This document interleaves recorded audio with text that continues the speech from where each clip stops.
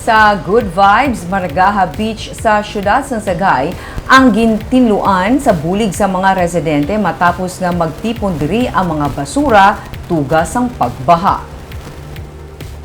Ginmando ni Sagay City Mayor 3D Maranyon ang pagtinlo kag pagkuha sa mga basura, ilabi na mga non-biodegradable nga nagtipon sa baybay dala sa baha sa Biyernes kag sin weekend.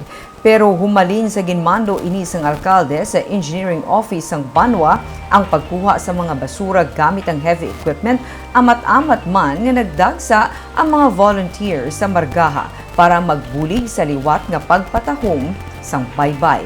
Kahapon ng Sagay Young Tourism Volunteers ang nagapanguna sa ikatlong nga adlaw sang coastal cleanup. Kapina 150 ka mga persona gikan sa various organization ang nagbulig sa pagtinlo sa baybay.